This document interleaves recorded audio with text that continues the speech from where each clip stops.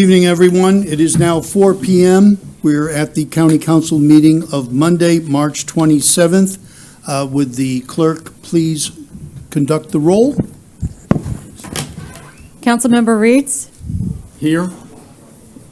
Councilmember Tabernick? Present. Councilmember Lawson? Mark Lawson, present. Councilmember Howard? Here. Councilmember Glover? Here. Councilmember Dawson? Here. Councilmember Cunningham? Present. Councilmember Brown? Here. Councilmember Bartholomew? Here.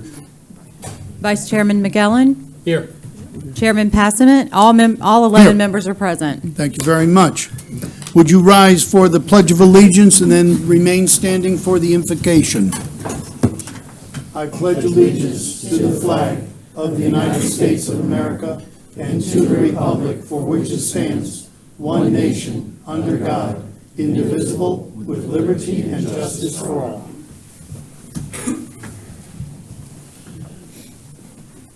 Good evening. As we all know, across the southeast there's been some terrible storms, and we can only pray for those who have passed and remember the others who are in the midst of cleaning up. It made me think of the story from Mark's Gospel. God brought a story from Mark's Gospel when Jesus and his disciples sailed across the Sea of Galilee. A massive storm swept over them out of nowhere, just like these tornadoes did, leaving the disciples utterly terrified and convinced they would drown. Yet Jesus rested peacefully. We can draw from a scripture that a storm is never outside God's control. The storm won't last forever, and the storm can deepen our faith. Jesus, thank you for being our anchor through every storm. Help our hearts fiercely cling to the truth of who you are. May we grow in faith as we wait for the calm to come again. In Jesus' name, amen. Amen. It went to everybody but me.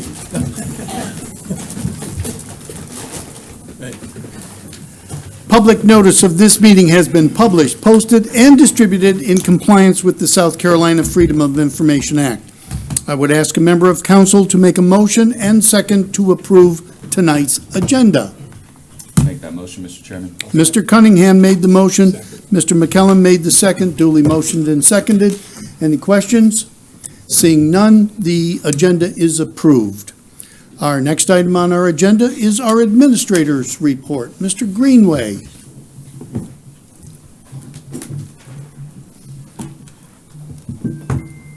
We may want to wait to do this part at 5. Okay. I'm expecting some employees here. I don't know if they got the word about the change. Well, then that's fine. We can move right along because we do have an executive session that we need to get to. Let's do that at 5. Okay. Citizens' comment. We only have one citizen comment for the agenda items. Michael, would you please come to the podium? You have 3 minutes to address us. Thank you. Michael Carnimus, KRA Architecture. I have a couple maps. Can I give these out real quick? Sure. Is that okay? Yeah. Sorry, I only have 3, but then you guys can share. There's 2.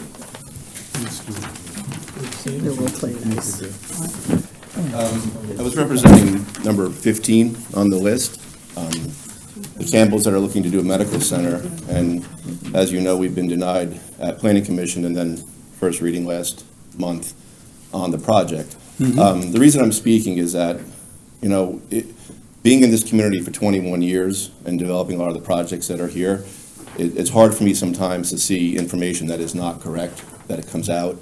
Not having the ability to present as an architect or developer or as a land planner.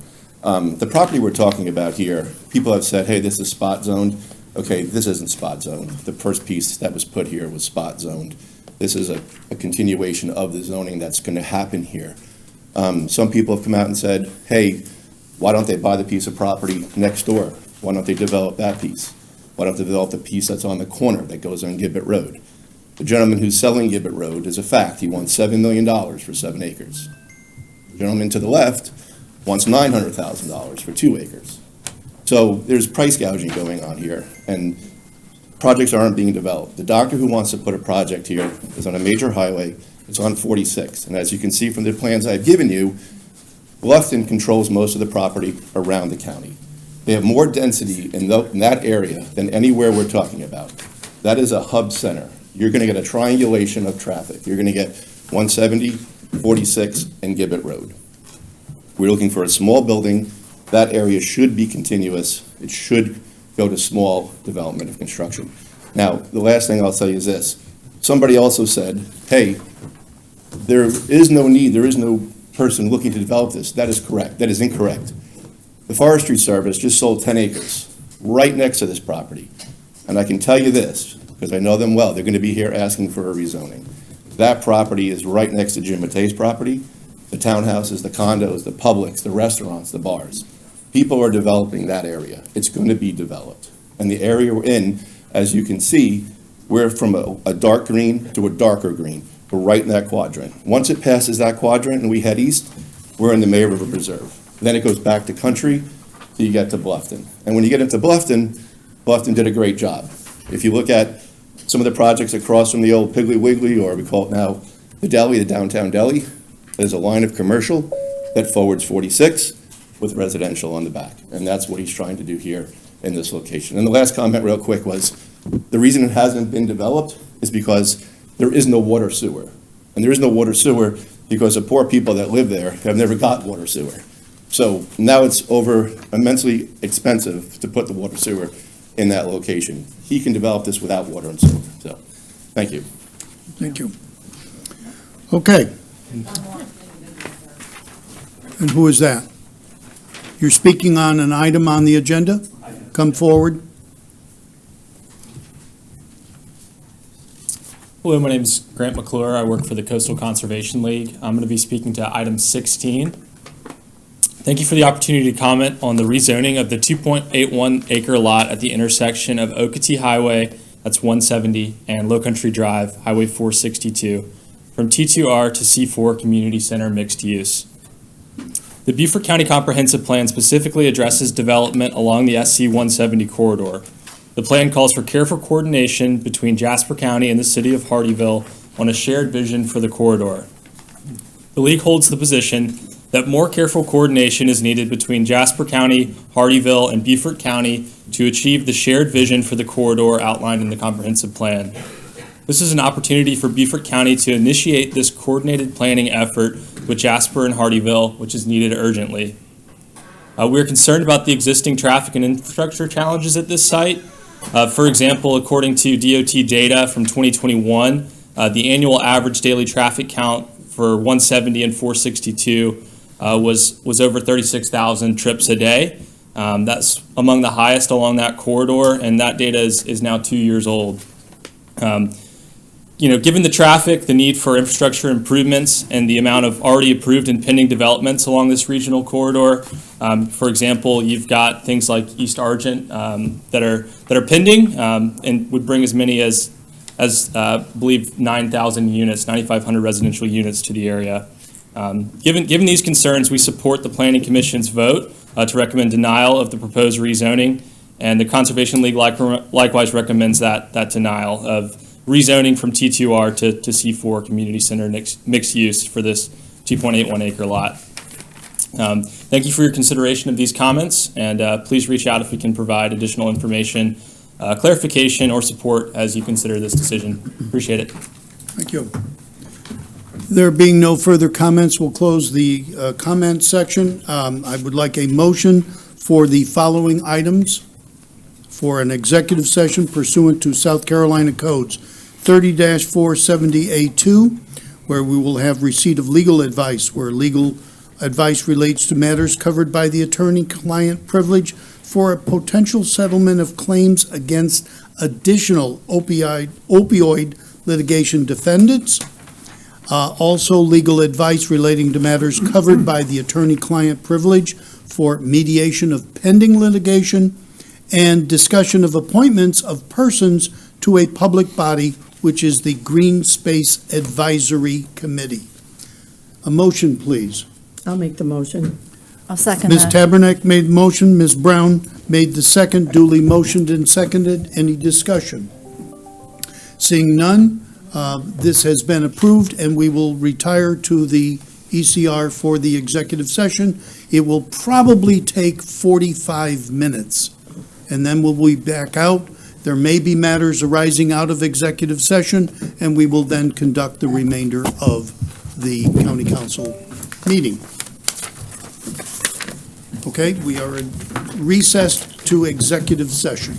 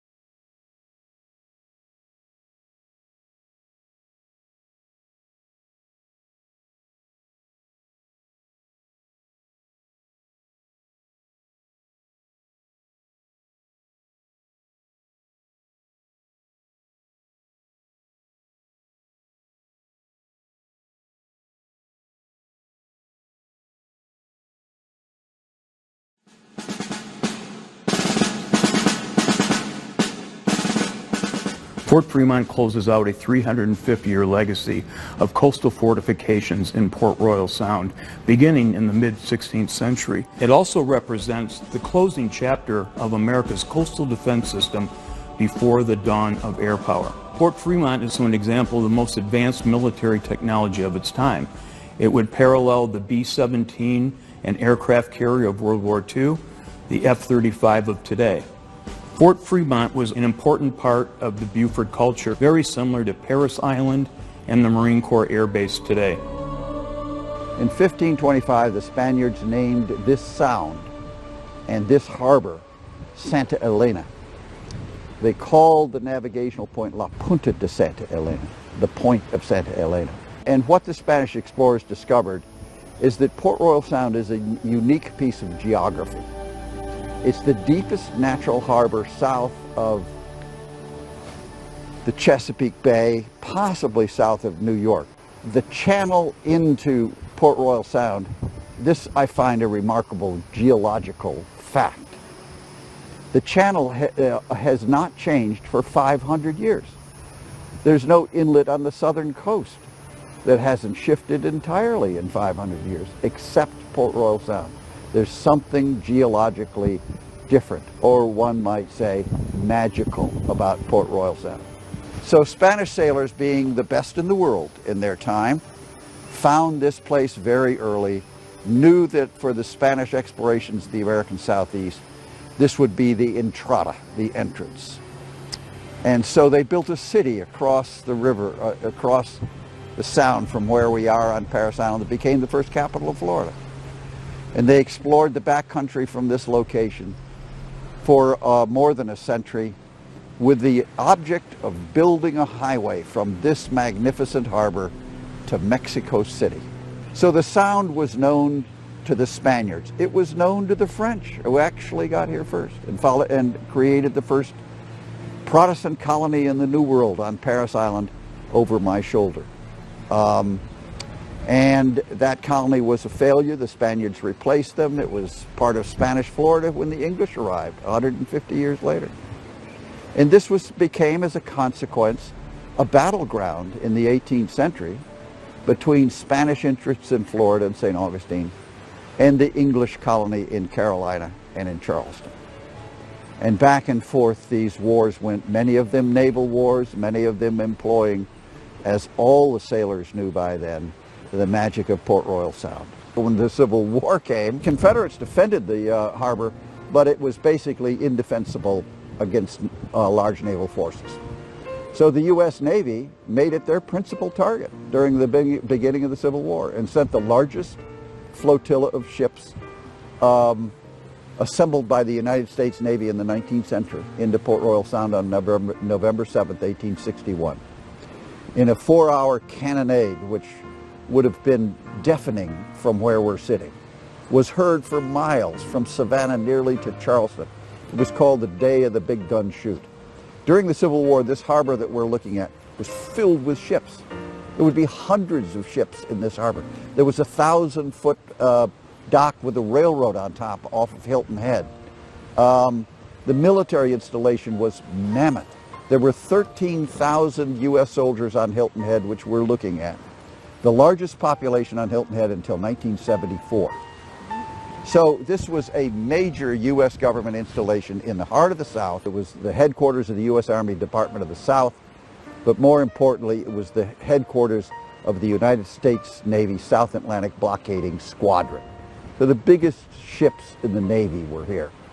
And so it became, and that's really where the story of Fort Fremont starts, with that huge Civil War military operations and installations on Hilton Head, on St. Helena Island, on Parris Island, and in Beaufort.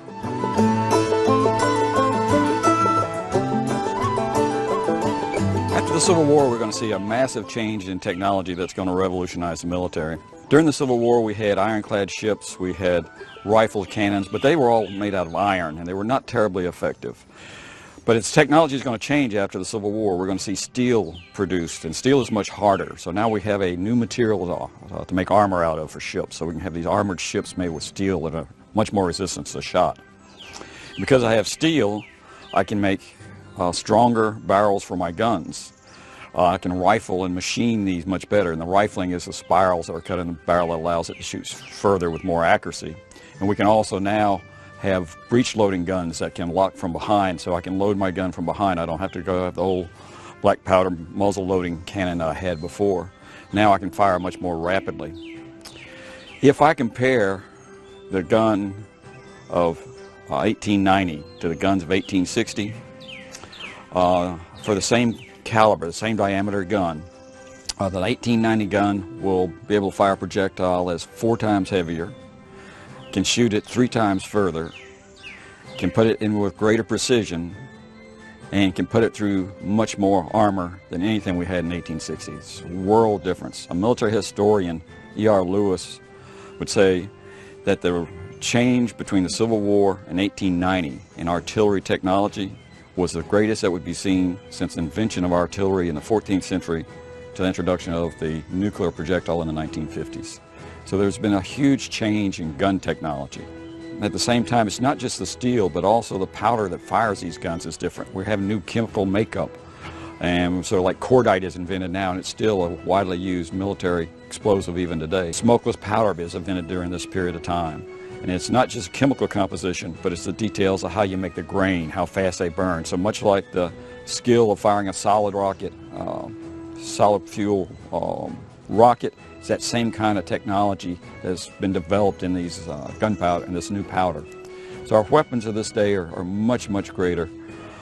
They would be the great killing machines of World War I. Most of the casualties on the battlefields of World War I would come from artillery. So the world has seen a huge change in artillery, and that's tied into changes in ships. We now have steel armored ships. They're all steam powered.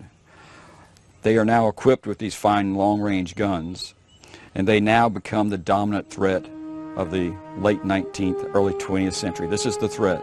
The French and the English would bombard cities like Cairo and reduce them to rubble because they were unable to defend them. So this is how the world was seeing the threat from this new technology. Big battleships are the threat of the era, and new guns and fortifications on the ground are what you have to defend against them.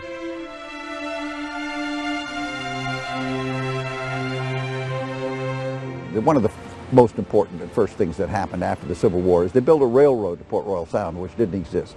It was the first connection of the Sea Islands to the mainland. And the advantage of that railroad is it brought coal to Port Royal Sound. So when the coal was delivered, the Navy followed. In 1872, Robert Smalls was in the South Carolina legislature, and he pushed through a resolution to the Secretary of War calling for them to put a Navy station on Parris Island. And eventually he would go on to Congress, where he would continue his support for a Navy station here in the Beaufort Port Royal area. They eventually opened a Navy station here and a coaling station. They created in the 1890s on Parris Island the largest dry dock in the United States. This is the period when the U.S. Navy was switching from sail to steam. All the navies of the world needed a coaling station. This was the principal coaling station, because of the railroad, for the Caribbean and South American U.S. fleets. This would be the biggest dry dock south of Norfolk. In fact, it is the only dry dock south of Norfolk, Virginia, that's capable of taking these new modern battleships and these new modern armored cruisers. So this becomes, at this point, a strategic Navy base in that it provides coal, and it provides top-line support to the ships, and they can repair the hulls of even the biggest ships in the U.S. Navy. Following the Civil War, national strategy and emphasis in the United States shifted to recovery from war, and all of our coastal fortifications went into neglect. The military was busy taming the West, and coastal defenses became something that was no longer important. In the rest of the world, technology is moving forward, and they're developing these battleships, they're developing new high-quality artillery, and this is going on worldwide. And in 1885, President Grover Cleveland appointed Endicott Board. This was headed by Secretary of War Endicott, William Endicott, and the board would meet and issue a report in 1886, and they said the conditions of our coastal defenses were just unbearable. They cannot be allowed to stay like that. And they made recommendations for fortification and improvements. They identified 29 places that needed fortifications, and 11 of which were critical. In that list of 29, Savannah and Charleston are on the list, but Beaufort is not on the list. It'll take international events to bring Beaufort into the play of modern fort technology.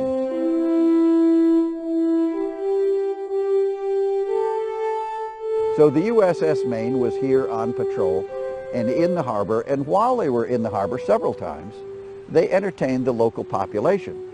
So the merchants and the social leaders and the political leaders of Beaufort were invited to come have lunch with the captain of the ship, Captain Sigsbee.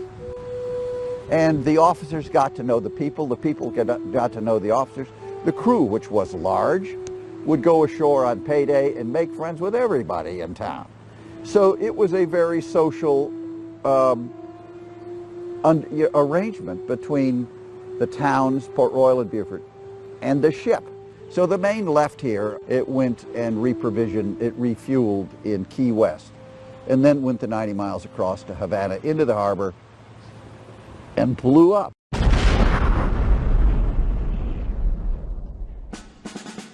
This inflamed the already hot passions both in Cuba and here in the United States.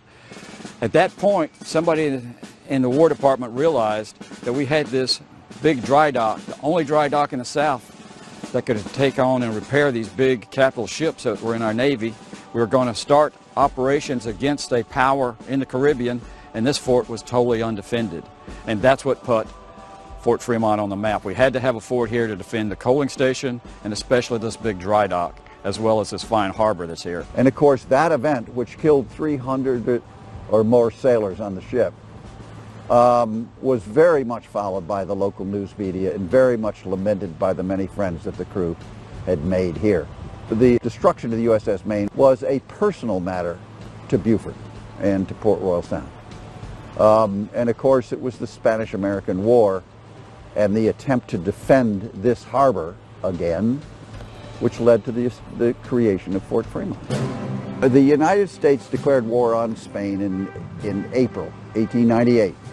And by early May, we had temporary batteries in place here, submarine mines were in place, and in the summer they would actually place the mines across the Beaufort River behind me. The temporary batteries were a temporary expedient. They were located to my left about 1,000 yards. They immediately began construction of what would become Fort Fremont. The large batteries would house the large guns. Battery 4 Nance, the rapid-fire guns, the smaller battery was completed by June of 1898. In 1898, everybody in town went to war. They had a naval militia unit, South Carolina Naval Militia Unit, and they were absorbed by the Navy. Many of them ran tugboats from here to New York to Key West, which was the principal support base, Tampa and Key West, for the U.S. Army operations in Cuba. Peace was declared by the end of 1898, and the remainder of Fort Fremont would not be finished until early 1899, and the first soldiers would arrive from the regular Army at that point in March 1899. Well, Fort Fremont was named for Major General John Fremont. He was actually a local boy, so to speak. He was born and grew up in Savannah, Georgia, just south of us, and went to college in the College of Charleston, up just north of us in Charleston. He served in the Army, and primarily initially as a explorer, as Army forts were generally named for Army officers, and he was connected locally. This was more than likely why the fort was named for him. The fort was constructed on a site directly across the river from the Parris Island Naval Station, and the site selected was 170 acres, which included the two artillery batteries. Fort Fremont, of course, had Battery Fornes and Battery Jessup.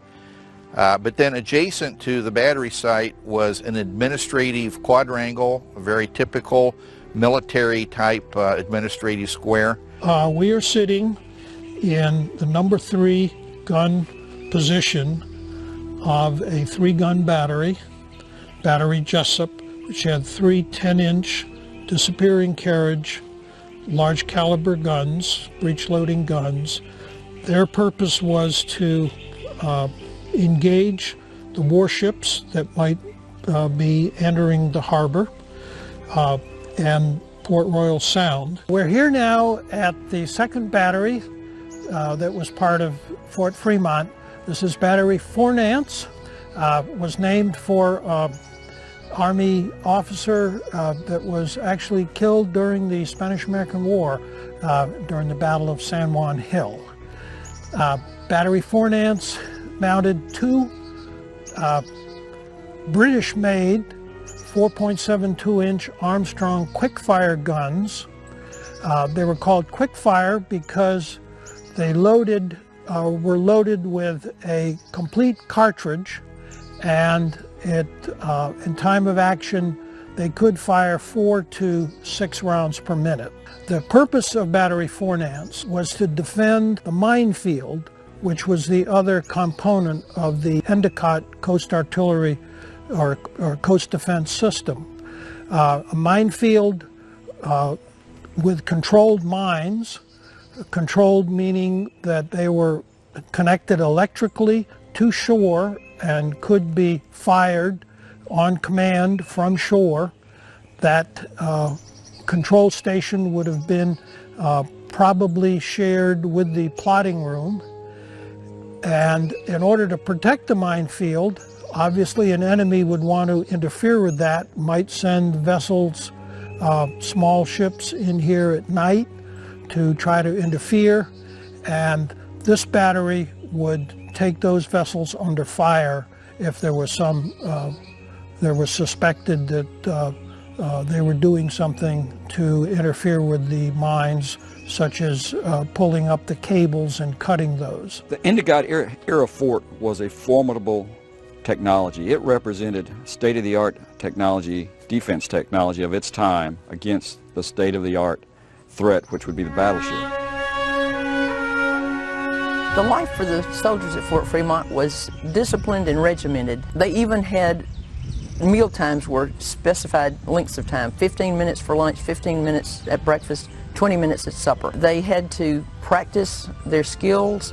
They were training and doing maintenance constantly. If you can imagine, with these big guns, they had to have skills and practice the skills in artillery, mine laying, signaling, which involved, in our case at Fort Fremont, the use of the fire control tower, which was a pretty sophisticated and advanced signaling technique. Then they also had to practice the typical military skills, marching and drilling, small arms fire, first aid, and so forth. In addition to that, they also had participated in athletics. They had physical training, PT, and they also had sports teams. So this was to keep them physically fit so that they could continue their duties, because it was pretty rigorous at Fort Fremont.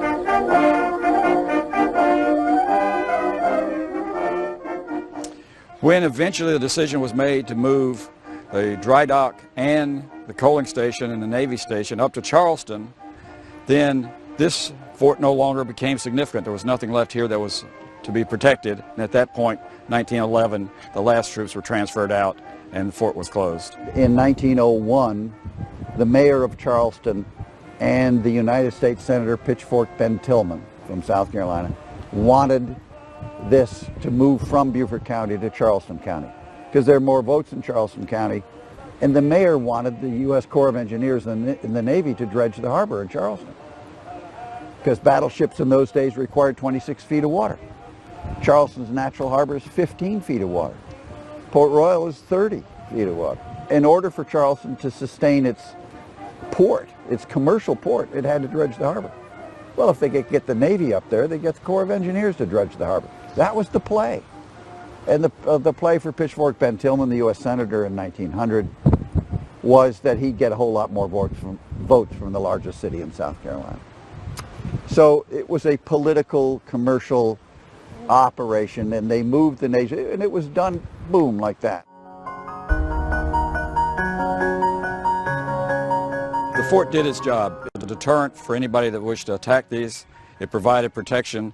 In fact, the whole Endicott system, although never challenged in this era here in the United States, provided some 300 major guns, coastal guns, to protect major areas, and left the United States at the beginning of the 20th century with as well-defended coastline as any place in the world.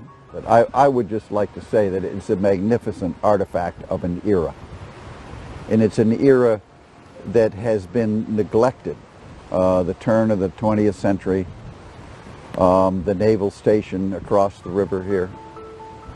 And so it's a piece of history that's disappearing, and the Friends of Fort Fremont and Beaufort County have preserved it for the use of the public and as a memorial to that moment in history.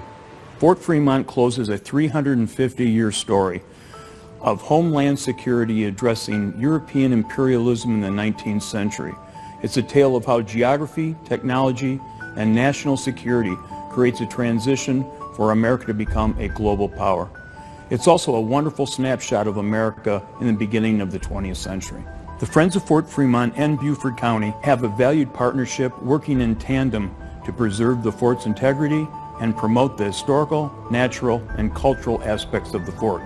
Most important, we are always looking for creative ways to enhance the visitor experience.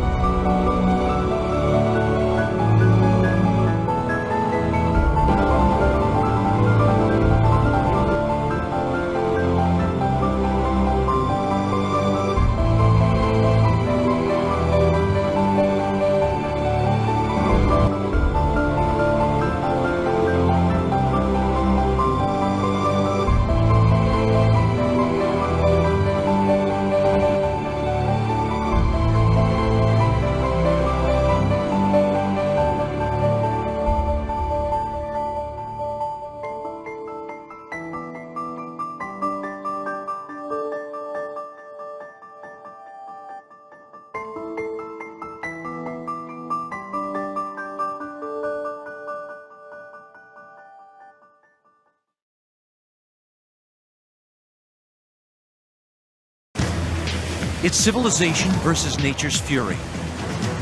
Raging blizzards bury cities under thousands of tons of snow. Howling hurricanes tear apart coastal communities with wind and rain. And flash floods wipe entire towns off the face of the earth.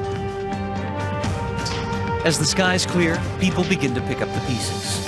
But after the storm, insidious damage is still being done. Our most vital natural resource is under assault, our nation's waters.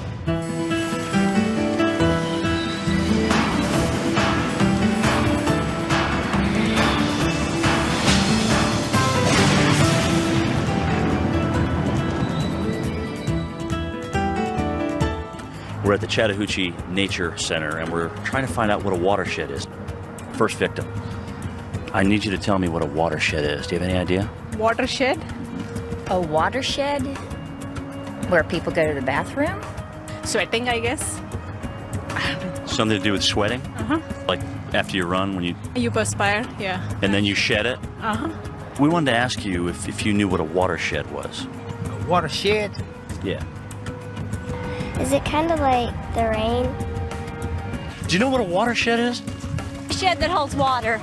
Come here for a second. I want to ask you something. Do you know what a watershed is? No. No. Do you have any idea? What do you think it has something to do with? I don't know. What a watershed is? Yeah. That's just a drain pool, I guess you'd say, or the drain area, that's where the rainwater drains into the river. Correct. That's a great answer. A watershed is that area of land that drains to a body of water, be that if it's a river, a stream, the ocean, an estuary, a bay.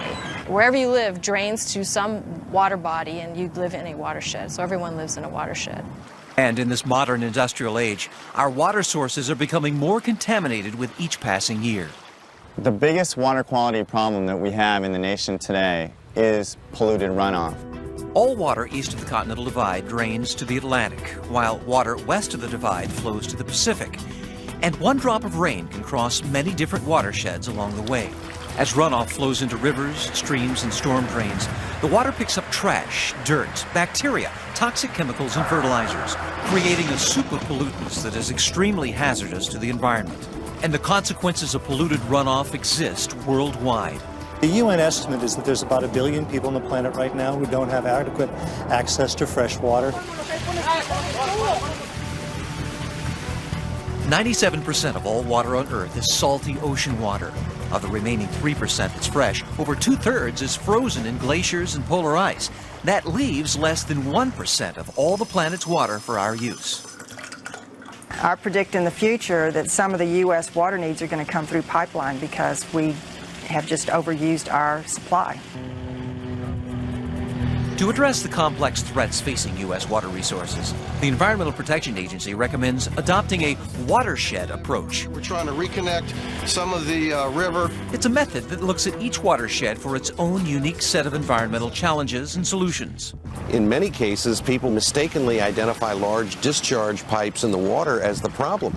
But that may not be the problem. It may be coming from agricultural runoff. It may be coming from stormwater runoff over parking lots and impervious surfaces.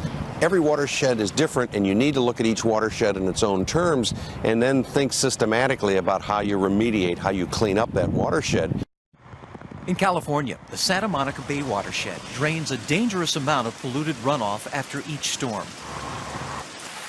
When it rains, literally the whole residue of urban living ends up getting washed into the storm drain system and ends up going straight into the bay on Santa Monica Bay's beaches with no treatment whatsoever. It's actually like a giant toilet flushing because all of the pollution, the dog mess has been building up and building up and building up. When it rains, it just flushes into the storm drain and goes directly into the surf. In 1996, the Santa Monica Bay Restoration Commission proved there was a link between the contaminated runoff in the Santa Monica Bay and reports of illness afflicting people who swim there. What we did find was at the outlets of storm drains, no matter where they were up and down the bay, if there was a flow of runoff into the surf zone, those people that were swimming in those areas definitely experienced higher incidences of illnesses. The pollutants in the water affect surfers because we're actually the indicator species with all the pollutants. When we are in the waters, we're ingesting it through our skin and our mouth. Even if people don't take a swallow of water, it's still getting into our systems, our ears, any orifice on your body. And it causes infections, it can cause colds, sore throats at the very least. I wouldn't want to swim in water that's got those diseases in there, just floating around, making more diseases. I've seen it pretty much as bad as it can be. I've seen crap floating out in the water, literally. Generically, we call it fecal coliform. More specifically, you might know of it as E. coli, salmonella, or enterococcus. Whatever's in poop.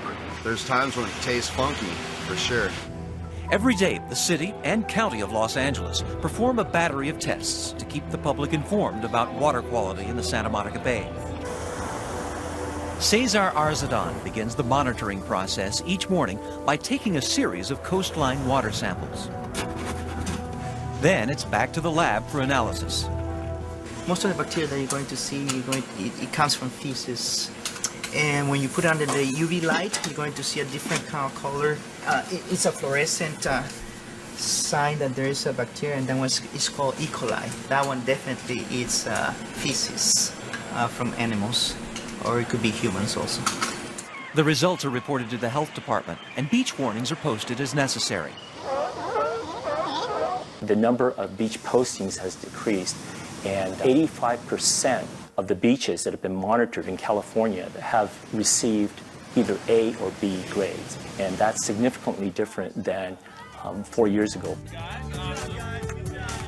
But while progress is being made in California, the harmful effects of polluted runoff are a growing concern everywhere. So what can the average person do to help reduce pollution in our watersheds? How you apply pesticides or not in your garden, how you wash your cars, making sure that you don't throw cigarette butts out onto the street. Do not dump things on the ground, especially oils or any chemical pollutants. Pick up after your dogs. A lot of people don't realize how important that is. And just be a conscientious citizen and don't leave anything on the ground. I think one person can make a difference, and it needs to make the difference. If not you, who? Coming up. We're heading for what's known as an ecosystem collapse. Can the Gulf of Mexico be saved from polluted runoff?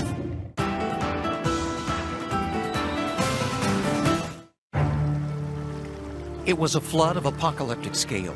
26,000 square miles of the lower Mississippi Valley inundated by water.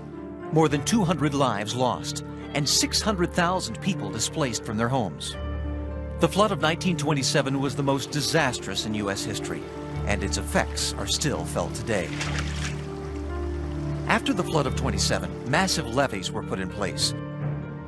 And while they helped protect the lower Mississippi River basin from flooding, the levees and other human activities would ultimately harm the watershed in unforeseen ways. The Gulf state of Louisiana is the terminus of the Mississippi River, the mighty watershed that drains 41% of the area of the lower 48 states into the Gulf of Mexico. We receive water from as far away as Montana, Michigan, to Pennsylvania, Ohio, Iowa. All those waters drain right past this area right here. But by the time all that water enters the Gulf, it has accumulated enough contaminants from polluted runoff to create an enormous hypoxic zone, an area of water lacking in vital oxygen. The size of the low oxygen zone in the Gulf of Mexico is about 9,000 square miles. That's equal to the size of the state of New Jersey. The shortage of oxygen is killing fish and other sea life and could potentially have a devastating effect on the regional economy. We are the largest navigation port in the United States. We are the second largest in the world. We have the largest fisheries in this country. When we was crabbing, a lot of times all our crabs will be dead and we can't even sell them. The reason hypoxia should be of concern to most citizens in this nation is because it's a sign. It's a sign of the degradation of our water resources. We're heading for what's known as an ecosystem collapse. If you're going to have an ecological disaster caused by the offshore hypoxic areas, then that absolutely translates into an economic disaster. So what exactly is causing this dead zone in the Gulf? Hypoxia develops when an area of water receives excess pollutants, primarily an overabundance of nutrients, which produce large algae blooms that die off and lead to low oxygen. And since the Mississippi gets fed by tributaries that flow through 31 states, that adds up to a staggering volume of contaminated runoff. You have drainage into the Gulf of Mexico from the Ohio River, the Mississippi River, and the Missouri River. Yet each of those three major river systems are watersheds in and of themselves with their own challenges and their own problems. The Mississippi River has always delivered a lot of water, and that hasn't changed over the centuries. What's changed is the amount of nutrients in that water.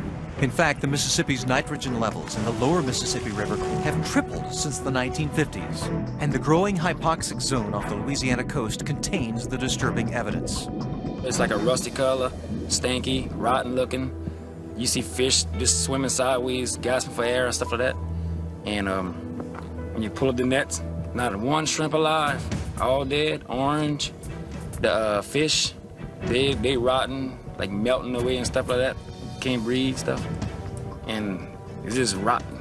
This is just a fact of life, the way we treat our water systems, because we use them as our garbage dumps. We use them to dilute our pollutants and things like that, and it flows downstream. I believe the statistic is that if you're in New Orleans, the water that is going by you has passed through a human gut something like 3 or 4 times before it gets to you.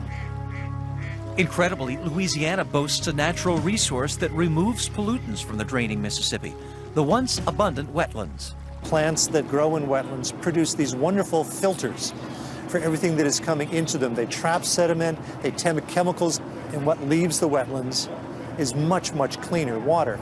Wetlands also provide an important habitat for birds and other wildlife. Sadly, the Louisiana wetlands are quickly disappearing. Coastal Louisiana has lost about 1.2 million acres of wetlands in the last 100 years. When we levied off the Mississippi, it cut off the Mississippi River water from the marshes. In addition to the levees, a network of man-made navigation channels is also compromising the wetlands by allowing salt water to seep into the marshes. Once that salt water travels up these channels and overflows the banks of these channels out into freshwater systems, such as the cypress swamp, that salt water sits out there around the roots of these trees and kills them. They cannot survive salt water. They're freshwater plants. Eliminating the hypoxic zone will take more than saving our wetlands. Reducing nutrient runoff in the Mississippi River watershed is the heart of the problem. It's an issue involving over half the states in the nation and a vast array of industries, particularly farming, which uses nitrogen-rich fertilizer to grow its crops. Fertilizers are helping the United States produce the food for the world, but there is such a thing as overuse. There are scientists who have done the analyses and predict that you could reduce fertilizers by about 12% without reducing crop production and see a significant decrease in the amount of nitrogen going into the Mississippi River. Experts say the first key to changing behavior is raising public awareness. We all live downstream of somebody, and we all live upstream of somebody. So what somebody else does in their watershed affects the water that I receive, and what I do in my watershed affects the water that somebody else receives downstream. If we don't clean up our act, our water resources, which we simply cannot live without, will be ruined. Coming up, can the water supply for 9 million New Yorkers be saved from the ravages of polluted runoff?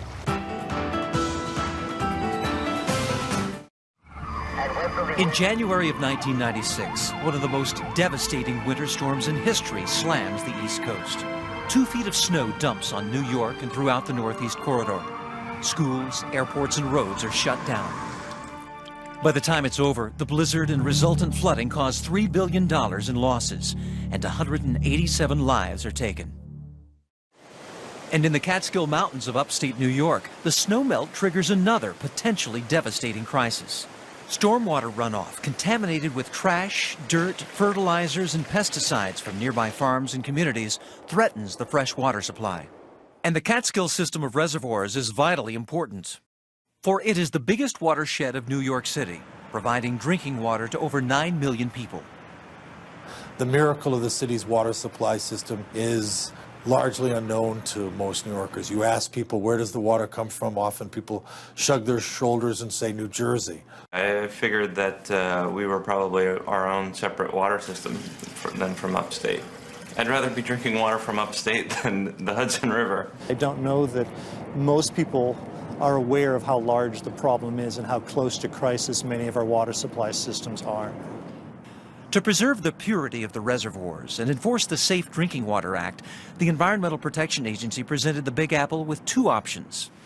Either build and maintain a $6 billion facility to filter all of the city's tap water, or fund a $1 billion program to protect the watershed from polluted runoff. When it comes to our investment in clean air and clean water, preserving open space, fixing antiquated sewage treatment plants, we can't wait. It doesn't get any less expensive, it gets more expensive. With the historic Watershed Agreement of 1997, an unprecedented upstate-downstate partnership was forged to protect the New York City water supply. The Watershed Agreement is saving New York City billions of dollars. The plan includes purchasing and preserving 355,000 acres of undeveloped watershed land, the upgrading of sewage treatment plants, and the protection and restoration of stream corridors. What we're looking at here is a main tributary of the Esopus Creek. During flooding, we were seeing a lot of sediment coming out of the stream. The clay gets into the water column and it becomes very turbid, and then it makes it very difficult to treat and clean that water. So from a water quality perspective, we're very concerned about erosion. The program also provides funding for farmers that implement agriculture management practices. Well, we have a very exciting program with the Watershed Agricultural Council where we are working with local farmers. We look at how they're handling the animals so that the runoff associated with manure, fertilizer, and that farm activity isn't getting into the streams around our reservoirs. This water here is basically the water you're going to be drinking down in the city. And I feel I've got a responsibility to try my best to keep it clean for when it gets down there.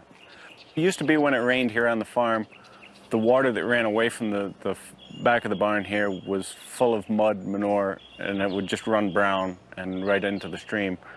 2 years ago, we would spread every day.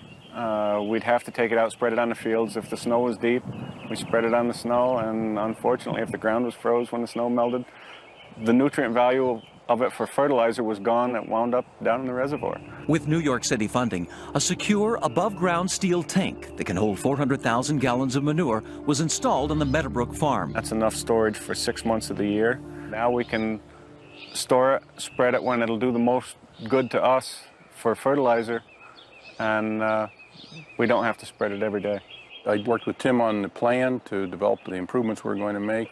Plan really belongs to the farmer, and it's a collaboration of their ideas and what technical advice we can bring to the program. But the farmer makes the decision.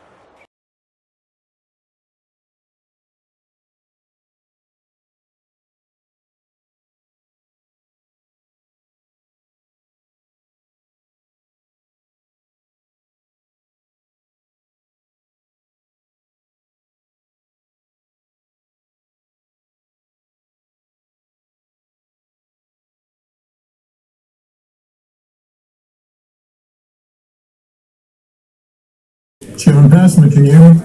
I can. Can you hear us? No, we're still silent. I got you. Okay, thank you.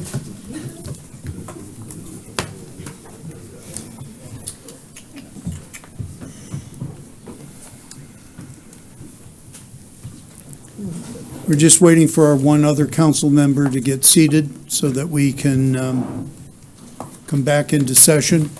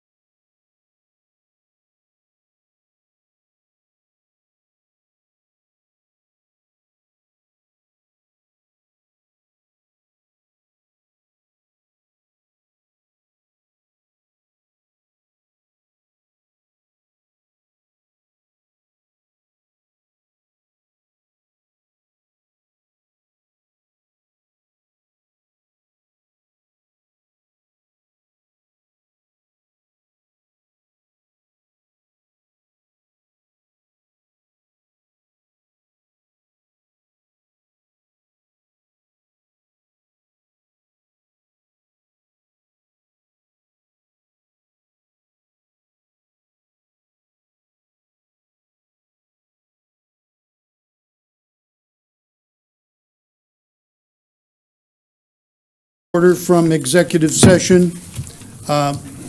We do have a couple of items that are going to be out of executive session. I am going to call on Mr. McKellen to read the first item as a result of executive session. I'd like to make a motion here with regard to potential settlement of claims against additional opioid litigation defendants. I move that Beaufort County participate in settlements with the opioid manufacturer defendants Teva and Allergen, that it participate in the settlements with the retailer defendants Walmart, Walgreens, and CVS, collectively referred to as new settlements, as presented to us in executive session, and further, that the county administrator receive authorization to execute any and all documents which are necessary to participate in such settlements. May I have a second? Mr. Cunningham makes the second. Duly motioned and seconded. Is there any questions? Seeing none, this will be approved without objection, and I see no objections. It will be for 10 of the individuals with one absentee. Item number 2 will be read by Mr. Cunningham. Thank you, Mr. Chairman. I move that County Council agree to enter into the 2023 amended South Carolina opioid settlement allocation agreement as presented in executive session, and that the county administrator receive authorization to execute any and all documents which are necessary to effectuate this agreement. I'll second it. Duly motioned and seconded. Are there any questions from County Council? Seeing none, this will be approved without objection, and I see no objections. The third item will be read by Ms. Tabernack. Thank you, Mr. Chairman. I move that County Council appoint the following persons to the Green Space Advisory Committee. First, Ms. Alice Howard to serve as the member from County Council. Senator Tom Davis to serve as the member from Beaufort County's Legislative Delegation. Third, Mr. Mike McShane to serve as the member who is knowledgeable about the geography and conditions of Beaufort County's land. Fourth, Mr. Timothy L. Evans to represent the Northern Geographical Region. Fifth, Ms. Laurel Roten to represent the Eastern Geographical Region. Sixth, Ms. Carmen Avon Manning to represent the Western Geographic Region. And for the Southern Geographic Region, I further move that the task force reopen the application period, interview candidates, and update council on its efforts at the April meeting of the Finance, Administration, and Economic Development Committee. Second that motion, Mr. Chairman. Duly motioned and seconded. Any questions by members of County Council? Seeing none, this will be approved without objection. And may I have those resolutions back so I make sure the clerk has them in the minutes appropriately. Thank you. That was all of the items that came out of executive session. We now turn back to the regular meeting, and we will have our administrator's report from Mr. Greenway. Thank you, Mr. Chairman. I appreciate it. My administrator's report is going to be just introducing employees tonight. This is Miss Lori Sexton. She works in our finance department. She is a staff accountant, and she has been with the county for 21 years. That is quite amazing. Lori performs monthly reconciliations of numerous bank statements, analyzes and posts cash receipts to the general ledger, assists with projects and backup for P-card uploads and coding. She has recently been an integral part of the latest modernized and efficient change to the P-card process and its enhanced posting of transactions to the general ledger. She also developed a user-friendly step-by-step manual and assisted in the training of employees for this new P-card process. So I want to speak a little personally about Lori, a little bit. Of all the people in finance, she is the one that is the friendliest and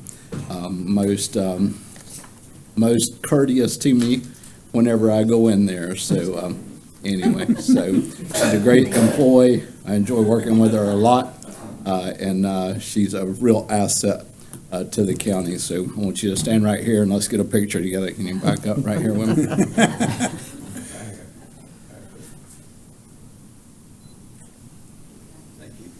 You don't want to say anything? You sure?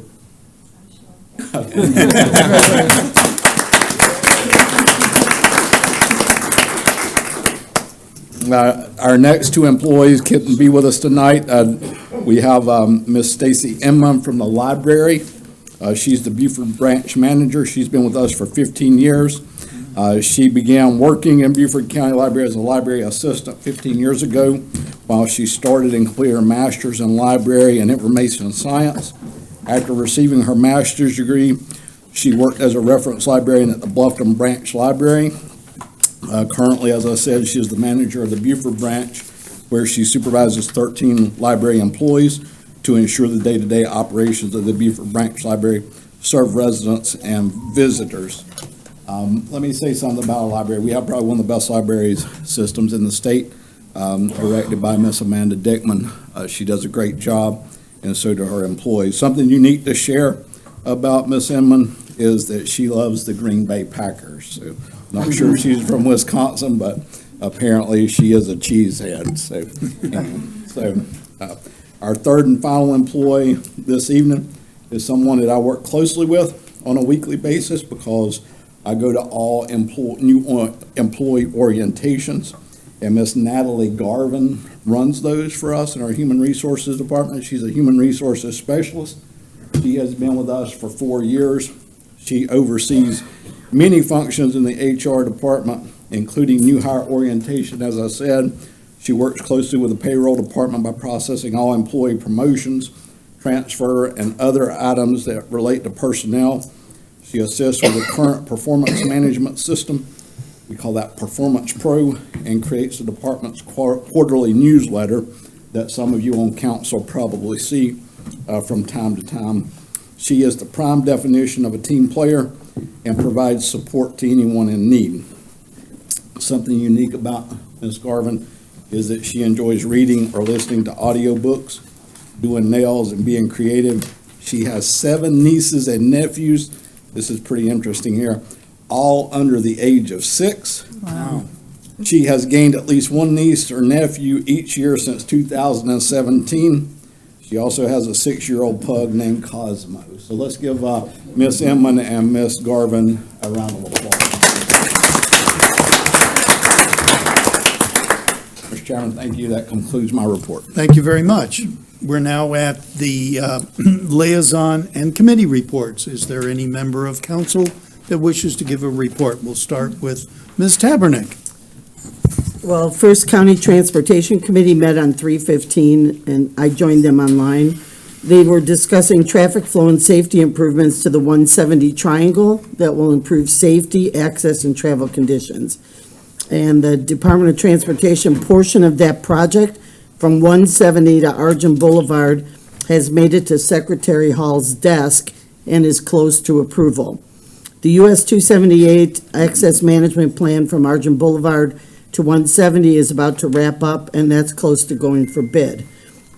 They updated on the Hilton Head Bridge project and the Hilton Head study, and the town of Hilton Head and the county have not agreed yet on the design, as everybody knows. And one thing I thought was interesting, the chair asked all members of the Transportation Committee to go through their district and list the roads in their own district that need attention. And they were directed to bring that to the July meeting so that the entire county is represented when they're looking at roads. Also, the school board meeting, just to keep you up to date in case you don't know, they recognized some state wrestling champions, and one of them was a female. So that was really great. They've all been recognized by the state. The book review committee recommendations are continuing. As you know, there were 97 books in there.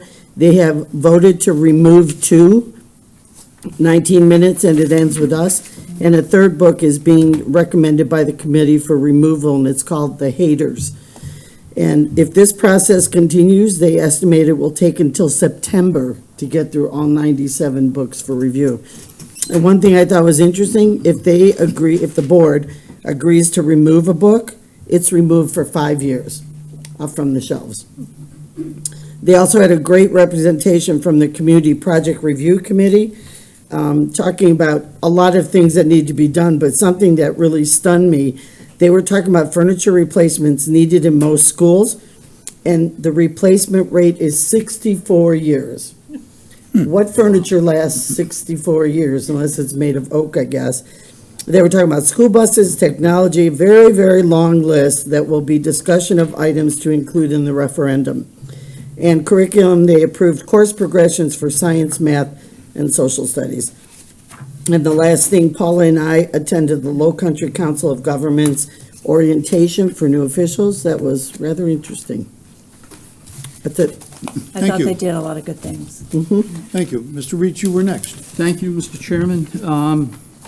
Mr. Greenway, you're going to appreciate this one. I attended a board meeting on March 16th where John Rembold recognized a gentleman named Rob O'Neill, who retired after 43 years in the fire service. And back in 2010, he joined the airport, and he does a lot of things for him, but he recognized him, and it was a very nice thing. Right now, starting today through March 31st, they're on 26 Hunter Road at the airport.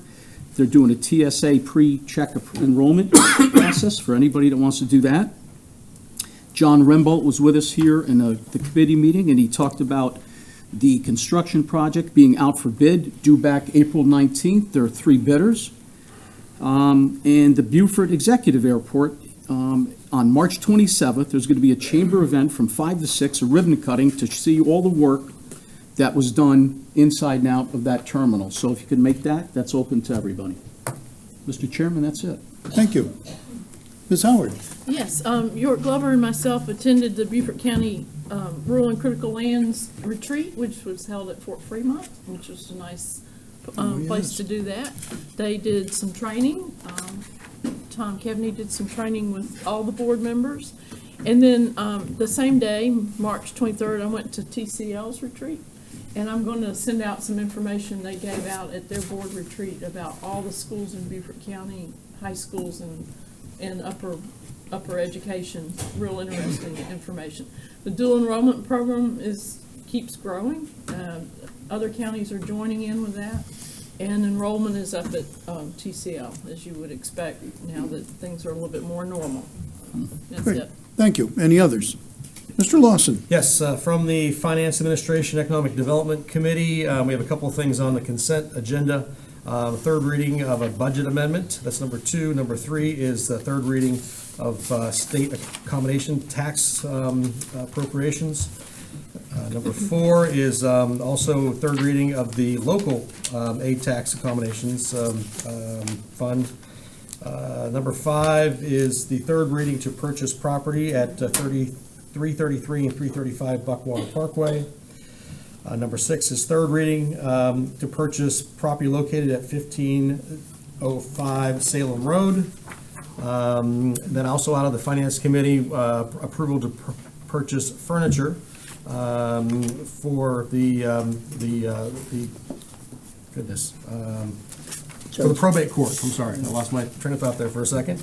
And then also approval for lighting for the fields at Ladies Island.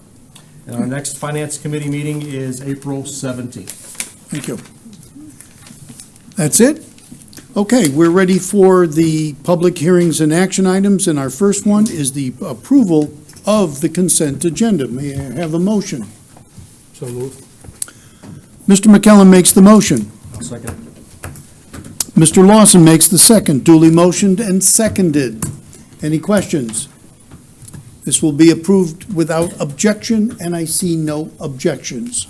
Item number 13 came out of today's Public Facilities and Safety Committee. It's time sensitive because April is nationally recognized as Fair Housing Month. So what I would ask a member of council to approve a resolution recognizing Fair Housing Month. I'll make a motion to approve, recognize Fair Housing Month. Thank you very much. I'll second that.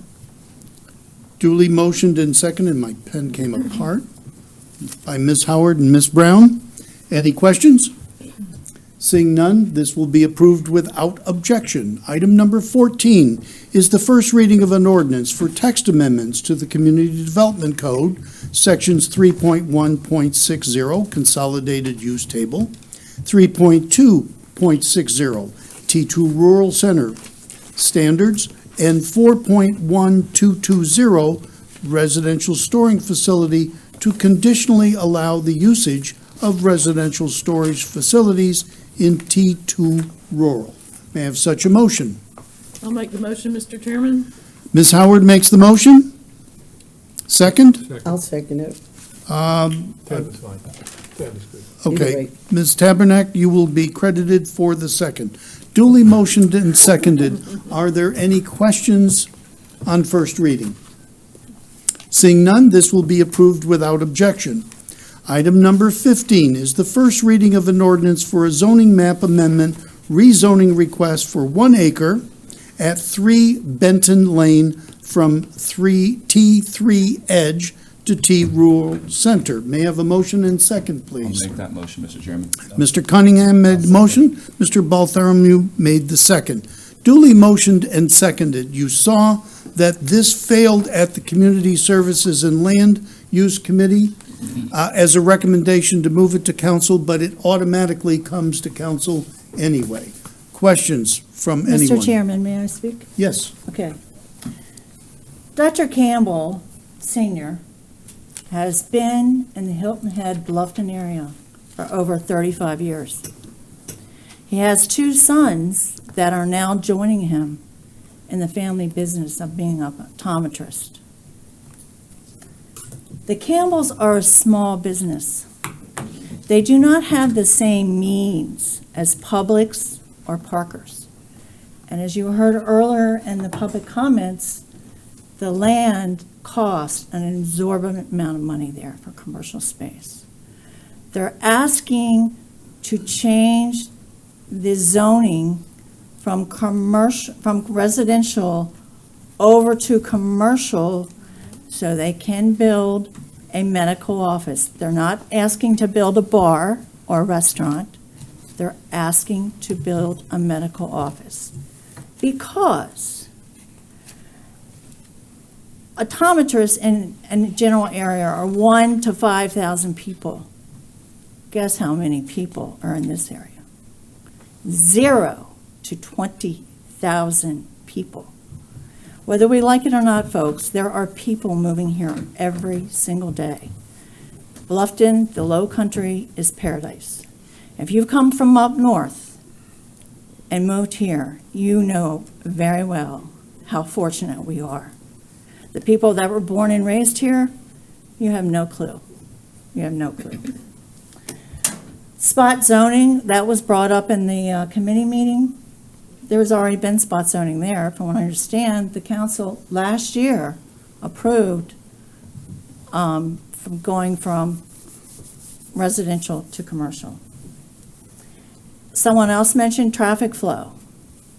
The traffic flow is not going to change any because we're only talking 18, 20 people a day, and those people are coming from Palmetto Bluff in that area, the New Riverside area, and they're passing there anyway. They're going to Publix, they're going to Parkers to get gas, they're going wherever they're going.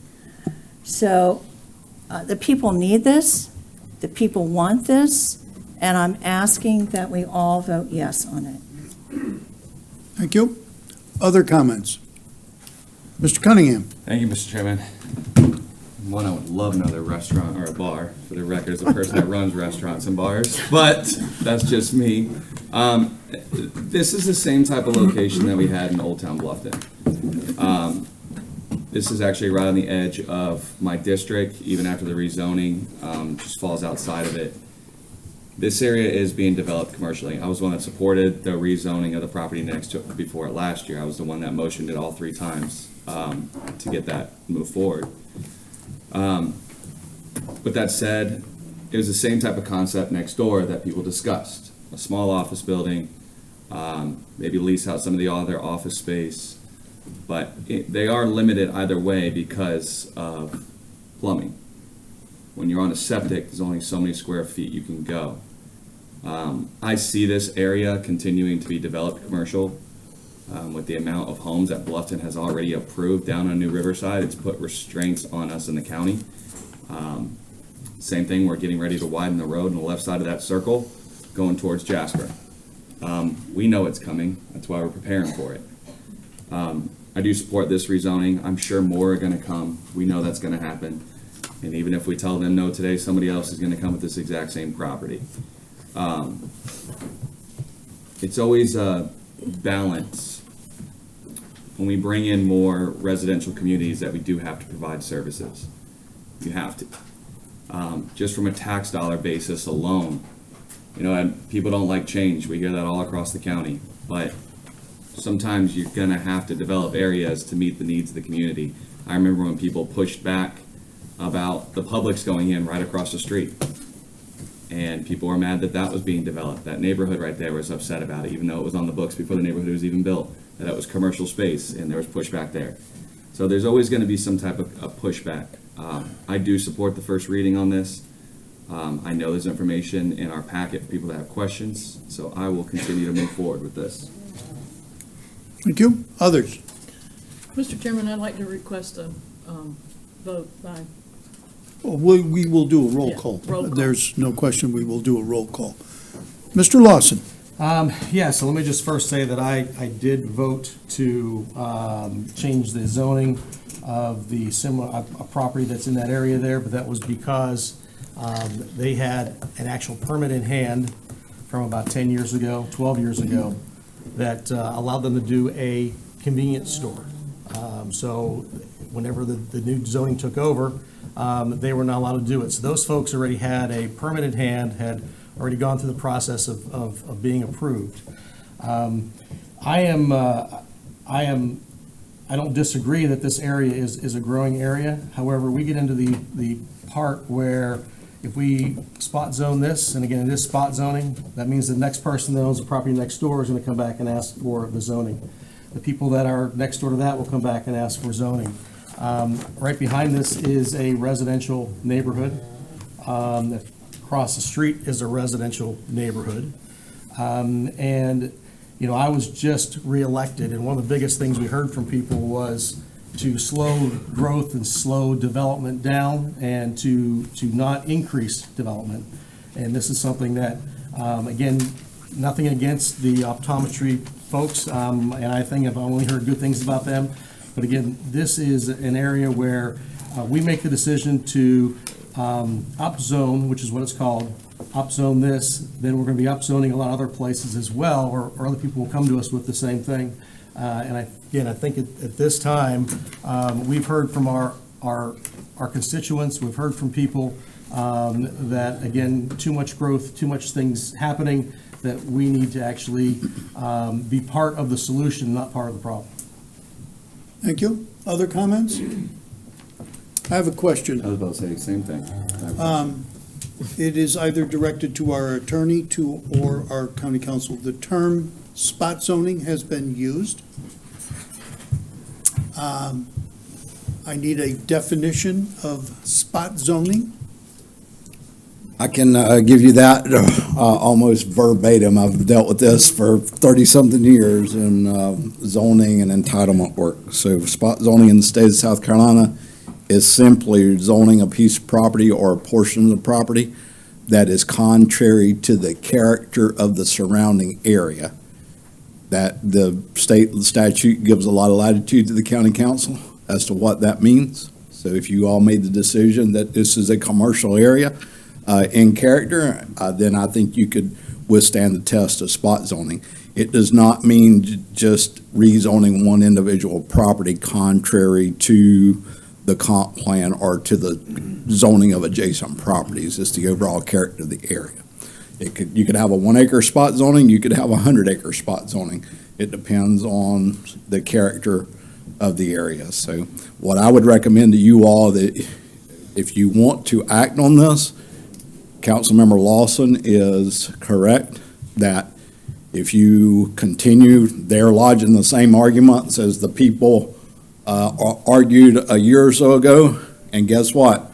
The next person that comes along finds a piece of property for sale that's not zoned commercial. Instead of them buying commercial that's available on the market at a commercial rate, they're going to buy another piece of or put a piece of property under contract and march in here and ask you all to rezone another piece of property in that area for the same reasons, and you all will eventually have no reason to stop rezoning properties commercial in this area. So if you want to do this, then I would recommend that you instruct the staff to go out and evaluate this area and bring back a recommendation on amending the comp plan so that we can amend the comp plan to make sure that this zoning is in compliance with the comprehensive plan before we proceed and take action on it. That would be my recommendation. But then that way, that would alleviate any concerns about spot zoning or any legal challenges. And that way we could have a meeting with the community and figure out if a comp plan amendment is necessary. Otherwise, you're just going to have this cycle over and over and over and over with the same folks going out, buying cheap property, putting it on contract, hoping that they can come in here and convince you all to rezone the property under the same arguments that was used for the other two properties. The other property where the convenience store was, I will tell you that is not developed yet. So there is no commercial market on this road, because if they were, then the property that you all rezoned a little over a year ago would have already developed. So those are planning, my professional planning background, and also as the county administrator is what I would advise you to do. If you're going to do this, then I would recommend that you consider amending the comp plan before you act on the rezoning application. If you amend the comp plan, what will that do to the value of the properties that? Nothing. You're just basically saying that this area has changed in character and it's no longer, the designated zonings of the property, and you would support rezoning properties to a different, higher density. Which would be a commercial rezoning, That's correct. and it won't change values. Won't change value. What changes value? Zoning doesn't change value. Comp plan doesn't change value. What changes value is improvements on the property and the comparables of similar situated properties somewhere else. Okay, thank you. Mr. Chairman, Mr. Greenway, actually got a question for you. Does 2TRC, does that allow for any mixed use there for apartments above, affordable housing potentially above it? I'm gonna have to let, I don't know the code off the top of my head, but I got our planning director does. Yeah, T2 Rural Center, T2RC, it allows commercial, but it does not allow very high-density residential. It's pretty much at 1 dwelling unit per acre. Well, for instance, could this particular property, if they build the optometry center on there, could they have residential above it? I don't believe it allows multifamily, so it would limit that site to, most likely a single use, an office building. Okay. What is allowed under T3 Edge currently? T3 Edge is primarily a single-family district, so it allows single-family houses at a 75 by 150, so, it's a relatively low-density, single-family district. This is a vacant lot currently, right? Yes. So wouldn't the same logic be used when they say that the commercial property next door, if it was going to be commercial, it would already be developed? The same thing could be said about residential, that this property was residential for way longer than it was commercial, and it's not developed for residential yet. So somebody does not deem that as a place to put a house currently. This particular lot. I mean, there is. I'm just saying, for this instance, in this corridor, like we see a lot of commercial coming in there, it's been residential for years, and no residential was put on there. The argument was just made that the property next door, a year ago, we changed it to commercial, and it's not developed yet. But we're still, I'm just talking about the time frame here, so maybe it is time for that change with that development happening, because somebody obviously does not see this lot fit to build a house, or it would have been done 15, 20 years ago. Yeah, I will say that the current comprehensive plan in that particular community, Pritchardville, the concern was 46 is a scenic corridor. And so there was a concern about stripping commercial along the entire corridor. And so in the Pritchardville community, that's why you have a commercial district clustered at the intersection with Gibbet Road. And then about a quarter mile west of this is the New Riverside area. So there's a commercial district there. And so that is another reason that staff was very concerned about introducing a third district when you have kind of two already in the vicinity of this. So that, there's a concern about, as Eric had mentioned, approving one parcel, then all of a sudden you have the character of that area changing over time, becoming more commercial.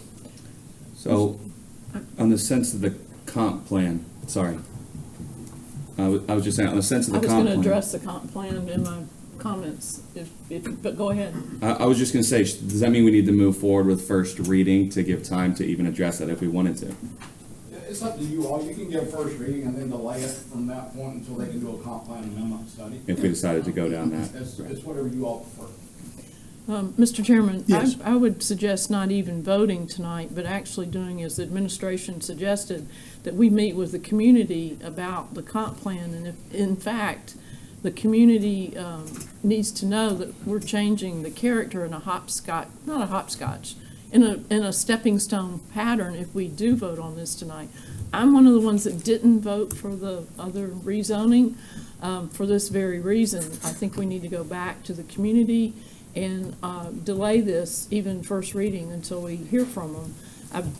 That area is very much a scenic drive, and having just driven through Mount Pleasant this past weekend, where it went from the scenic drive to the 4-lane, I have a lot of concerns about what we might do along there. Of course, Mount Pleasant is not Bluffton either, but Bluffton could be Mount Pleasant, unfortunately. Okay, other comments before I ask? Can I make that if in the it- motion that we You delay? certainly can. You would want to make a motion to either refer it to a specific committee or to postpone action until a specific date. Okay, I'm looking to. Can I comment before she makes the motion? Yeah. In the letter we received from the doctors, I just want to clarify, it says, the proposed Pritchardville expansion would incorporate workforce housing above the medical optical space. And we just said that can't happen, if I heard it right? Rob? Okay, because that's in the plan here. Okay. I need to say something. Also in that email, it talks about the water and the sewer. It's on well water. An optometrist's office cannot have well water. If the Campbells were allowed to speak earlier, they can address that. Well water, you cannot have well water and be in an optometrist's office. Now, I'm not going to go any further because the doctors would have to explain. Can ruin your cornea. Okay. So I think a motion to a later date until the comprehensive plan can be, we can get some more public input if the public Okay, so then. wants to amend the you- comprehensive you- plan. You would have an amendment to postpone this matter until, now we have to have a specific date. How long would it take staff to have those meetings to look at the comp plan? Why don't you send it back to the, To the Community Services Committee? right, and let the Community Service Committee get further evaluation on that recommendation? You could do that, Okay. because then that committee could make that That's what you need. recommendation Yes. there Mhm. to county council for a specific action. Okay. That would So also be That will be my appropriate. motion. Okay. I'll second that. So, Okay, so it's duly motioned and seconded to refer to the Community Services and Land Use Committee for further study and action. And I'd just like to comment, maybe that the public's fine with turning this into a commercial Yeah. avenue. I don't know. Right, so now we're going to speak on the amendment. Right. I have a question about, okay, so it goes forward to, do we reach out to the community and give a public notice and have a public meeting or something? Is that the way it works? I think Oh, that's what okay. we need to do. Okay, so there's a department Yeah. and within the county that will reach out to the people. So we need to get the people in that area to come forward and say, it's okay or it's not okay. Is that right? Is that the way it works? So we at least need to give them the opportunity to weigh in as what they want to see. Those that live there all the time want to see this area change into. If we're going to start stripping commercial out down this road, you all need to understand the consequences of that from a transportation standpoint. Because anytime you put curb cuts along a road in a commercial area, it doesn't matter how much traffic they generate, it's going to congest the existing thoroughfare of the road. So if we do not have, if it's a two-lane road now, and you've got multiple commercials with curb cuts directly out onto that highway, and DOT will issue encroachment permits for them to put driveways out on that, then it's going to cause traffic to start backing up down that thoroughfare, regardless of what the use is. So we need to evaluate all of that from a planning standpoint and not just fall for the argument. And I'll tell you this, if you go to basic zoning classification, one of the things I hate about the state of South Carolina is that you can't do proffer zoning or contract zoning. You know, if we had a way to say, yeah, we'll rezone this property for you to put an eye doctor office there, then I wouldn't have that same concern. But the problem is, once we rezone the property, they may decide to do what the other folks decided to do that was gonna, put commercial in there and put it on the market to sell it for something else, which is entirely possible. Just because you rezone the property doesn't guarantee that they're gonna put an eye doctor's office there. Things can change. We've seen that with Malin Bluff. We fought that battle. We've seen it with the town of Hardyville. It happens, so. I have a question. Yes, sir. On this issue. When you mentioned curb cuts, where will the curb cuts go and what will they lead to? The curb cut, it'll be a driveway into this eye doctor's office from the main road into the parking lot. What parking lot? The parking lot for their eye doctor's office. Which will be located where? on the property being rezoned, Behind the office? or beside it or something, Or yeah. how many cars? That, I mean, it depends on the size of the building, Right, so. you know. okay. So, follow-up question. Rather than send this back to committee and waste, I hate kicking things down, the cans down the road. Can't we make the suggestion here tonight to have the community study and find out if You there's an can. interest in rezoning? Why do we have to send it somewhere else and waste all that time? You don't. When we can just do it here tonight You and don't. get it done? You Then don't, you have to take an action on this, either approve it or That's fine. disapprove it. That's okay. well, I mean, you can delay, you can defer action on it. Yeah. Yeah, but we don't have to send it back to a committee. You don't, We can request you to do this from here. Yeah. Rather than taking another week or two to send it And- back for a decision, to do what we can do here right now. and you can do it first reading and say by the time you can give first reading tonight and say by the time we do Doing third first reading, we want to hear doesn't- back from the if it staff passes, and the doesn't- planning Yeah, it commission. doesn't interfere at all with setting up the community meeting. And if you're gonna deny it, you can deny it on second or third reading. That's It doesn't correct. really have to go back to a committee. That's correct. We can put the second reading after we get the information. Right. Doesn't have to be Right. immediate. It doesn't have to be the immediate next meeting, in other Right. words. Yeah, And right. Correct. that way we'll have plenty of time Right. for community input. So that But means community you would input's have to not gonna happen withdraw next- Yeah, your right. first. Yeah. You would Just have be to aware of withdraw your amendment. You have to withdraw the motion. Yeah, I would withdraw and make another amendment. I mean, like an amendment, I'll make another motion. Can I that, comment Wait. on it before? Yeah, okay, go ahead. Just because it's speaking to the delay before we remove the delay? Yeah, I know it sounds crazy, but, because I have a feeling we're gonna have another delay coming after it. It's the same thing we do all the time with these projects, and that's why we're still talking about this Hilton Head Bridge 5 years later. It's not comparable. It's It's not. It might be smaller, it might be bigger, but it's the same thing. We're I kicking don't something agree. down the road over and over, just like we did with our transportation tax and waiting till last minute and the green space tax and that pulling in at last minute. And it's the same thing. If we're gonna do something, why are we always kicking it down the road? If you look at the map, you have commercial to the left of it, right next to it. 3 spaces between that, on the left, you have more commercial. That is a huge cluster that's being also developed right now. 5 lots between that and another T2 T2R rural or whatever it is. T2 rural center is 5 lots between that on the right. We're acting like we're splitting hairs between miles when we're really talking about, I live here, I see this. There's 5 lots on the right of that lot between another huge commercial property that they were just talking about on Gibbet. I have the other map right here. So we're talking about 5 lots in between these spaces for commercial and but Mr. Chairman, my argument would be, you don't want to hear from the public. Is that, let's just vote.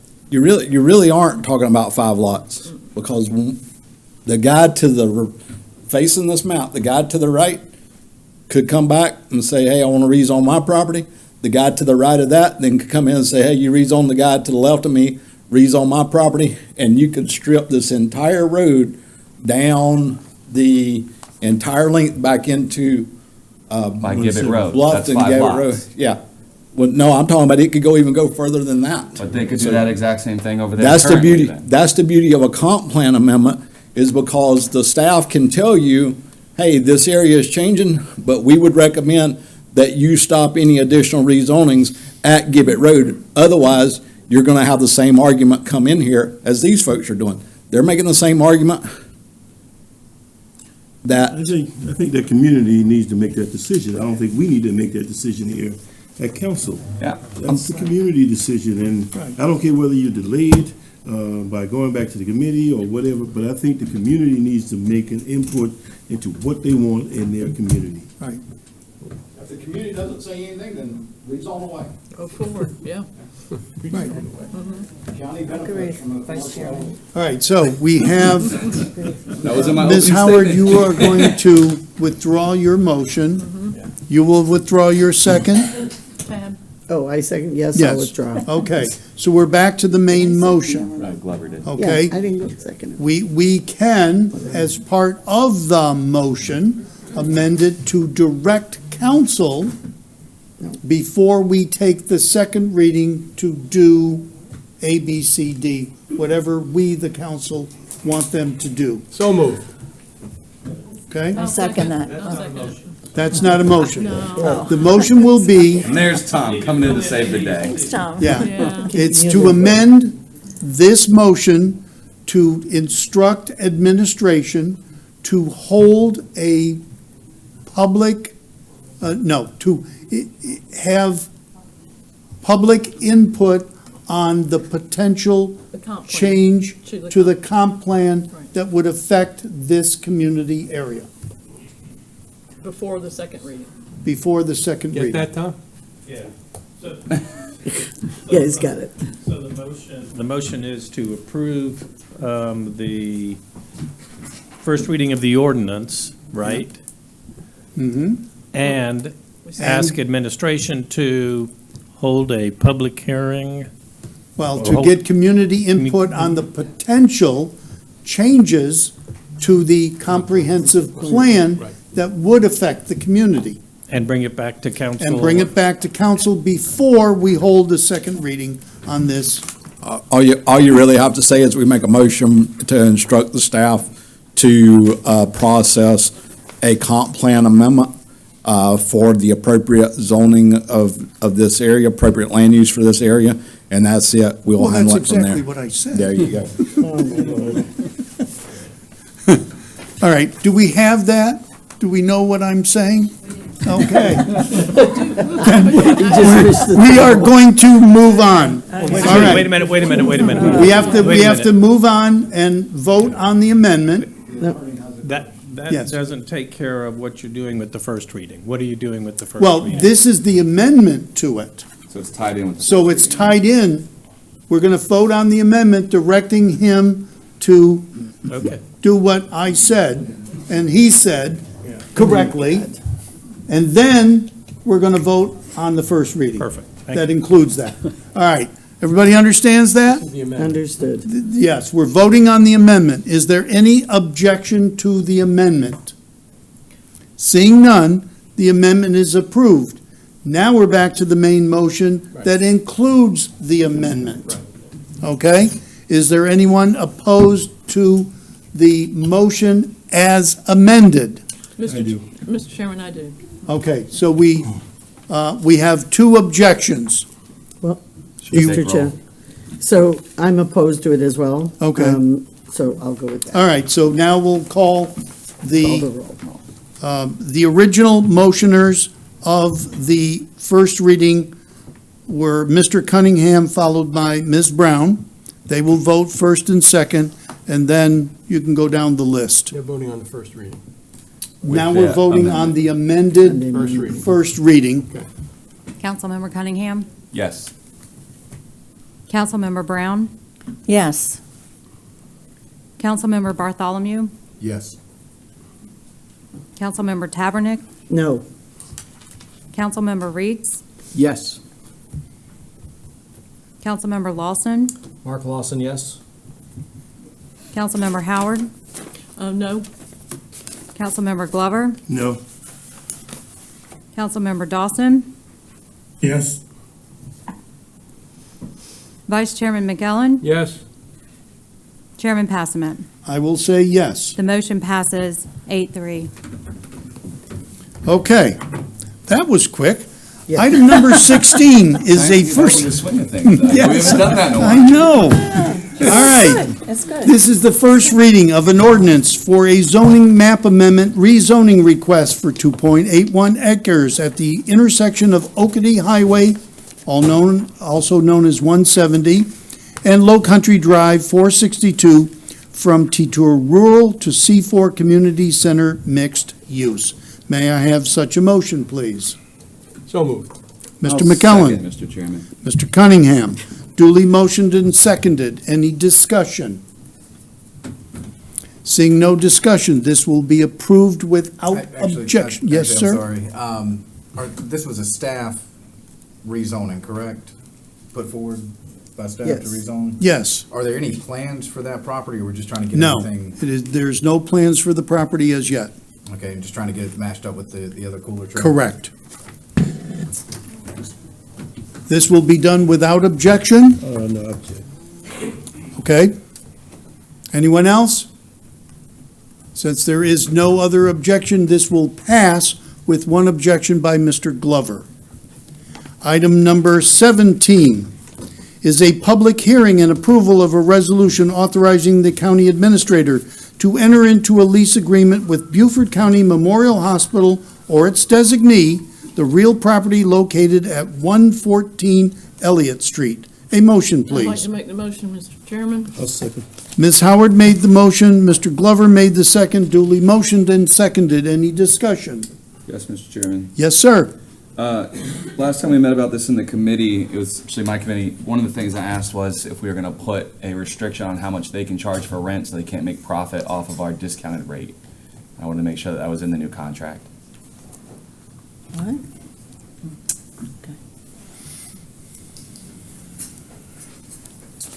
I've discussed the lease with BMH, and it has been agreed that they will set a rental rate whereby they are not making any money, but it will be paying for the small maintenance fees that they may have, such as they're hiring a landscaping crew. Fair enough. Okay. And Any other? Sorry, my second question is how long is this agreement? Because I know our original goal behind this is eventually use this property ourselves or sell it for workforce housing or something along those lines. And maybe it isn't Beaufort Memorial, but I just want to make sure we didn't get locked into this where we're tied up for years. We have placed it at a 2-year term, and it can be renewed for 1-year periods up to 3 times. You've thought of everything. You guys are the best. Thank you. Okay, any further comments? Seeing none, this will be approved without objection. And I see no objections. Final item is approval of a resolution to accept a grant from the South Carolina Department. You forgot to receive public comment. Oh, you're right. I'm so sorry. Is there any member of the public who wishes to comment about this before we officially take action? Seeing none, then we are doing it appropriately. Gee, I'm having a good night. Yeah. All right. Finally, approval of a resolution to accept a grant from the South Carolina Department of Agriculture in the amount of $50,000 for the combined projects of Project Packet and Project Lawn. A motion, please. So move. Mr. Dawson makes the motion. I'll second it. Ms. Tabernick makes the second, duly motioned and seconded. Is there any comments? Seeing none? Mr. Chair, Yes, one thing ma'am. I will comment, somebody in my area said, why do you guys just vote on things without discussing them? So I'm going to make a public comment that this was discussed in depth at committee, and all of our committee work focuses on all of these agenda items, and so really when we get here, we've already sort of beaten the horse. Yep. So I just want the public to know that because the question was raised to me. Okay. Well, also, if you look at the agenda item summary, there's a summary of the action that was taken at the committee, which is backed up and available to anybody who checks the agenda items online. So there's a discussion prior to coming, and then there's a summary of what was discussed, and then the staff recommendation as well. It's all in the packet. Yeah. If they Maybe a go lot through of the people don't, packet. they just don't know that. Yeah.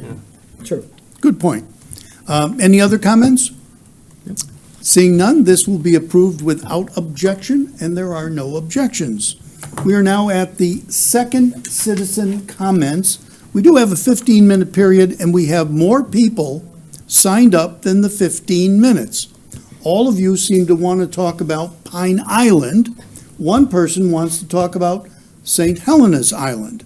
So, within the 15-minute period of time that we have, if you could make your points succinct so that all 6 people can get to speak, that would be great. Otherwise, one person isn't going to be there.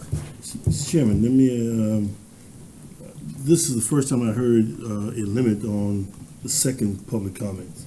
There's always been 15 minutes? 15 minutes, On yes. both? Always. Okay. Okay. Mr. Chairman, I'd make a motion to extend it to allow the other person to speak. If it's just We'll an see. additional 3 minutes. Yes, sir. Mr. Chairman, thank you. I'll try. Thank you all. You spend crazy hours doing this. I appreciate it. Pine Island, the developer, as you're aware, has openly stated his vision of creating an exclusive gated golf course resort for the uber rich. As with all developers, he espouses his concern for the history and the environment. Right. Nobody is arguing that the developer does not have property rights. He does, within the confines of the CPO, that every other developer on the island has abided by for almost a quarter of a century. He can't understand why one can't see his wonderful vision. His trade-off, less houses and docks, and he gets his gate and his golf course, is a terrible deal. Of course, given the golf course would take up almost half of his property anyway, by default, there would be less houses and docks. Now it has all become a veiled threat. The reality is without the gate and the golf course, the whole plan collapses. The uber-rich are not coming without the gate and the golf course. The 3 6-hole golf course scam will never prevail in a South Carolina court under the existing CPO or under the enhanced CPO that will hopefully be adopted by County Council shortly.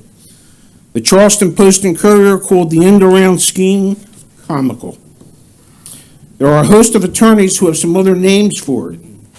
We know you will help ensure that this travesty will never come to pass, and hopefully one day the property will be in public hands with a fair sale for the developer. It really comes down to who knows what's best for St. Helena. He has hired lots of locals, apparently including sitting politicians to shill his project. Interesting ethics. After all of this is done, the way it's been done in Beaufort County, the people of St. Helena are the ones who know best.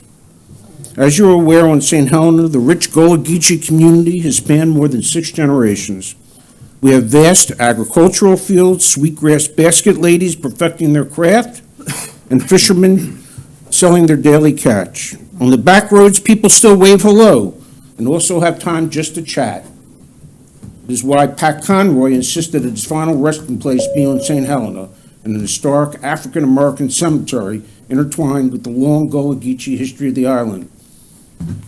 What happened in Hilton Head 30 years ago, they had a wonderful community and no golf courses. Now they have 24 golf courses. No longer is it a place that can be treasured in the same way that St. Helena is. I hope you move the meeting down to St. Helena. There's tons of people who want to speak in 2 weeks. Thank you. Paula? Me? No. You thought it was you. More than one No, not me. I've said enough today. My name is Paula Galaney. I live on St. Helena. And I just wanted to make a few points today, tonight, whatever. As some of you, if not all of you know, Dr. Martin Luther King penned some of his I've Got a Dream speech on the grounds of the Penn Center. He did not believe in any kind of class superiority. St. Helena Island is home to the Gullah Geechee culture. The CPO was developed to honor and protect that culture. It should not be destroyed by allowing a gated community and 3 6-hole golf courses, among other things, to be developed. Please don't allow this beautiful piece of the Low Country to be developed into another Hilton Head. Thank you. Tom Donahue?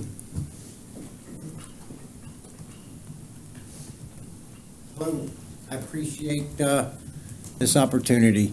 I moved here 5 years ago. We settled, Paula and I live in Delamo. And I have to talk about the experience I've had and what I have learned about the Gullah people.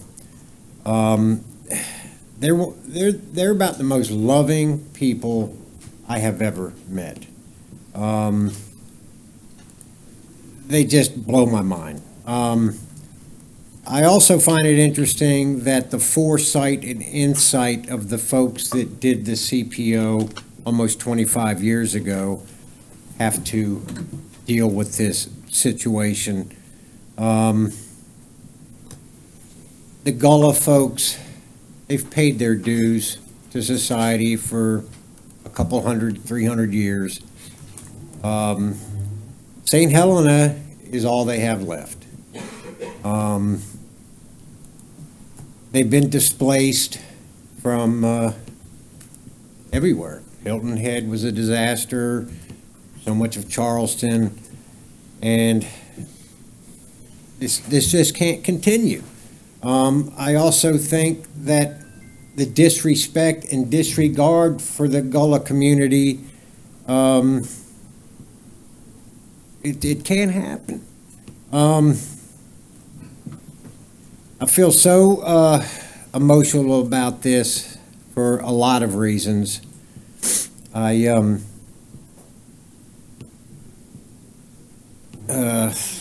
Sorry.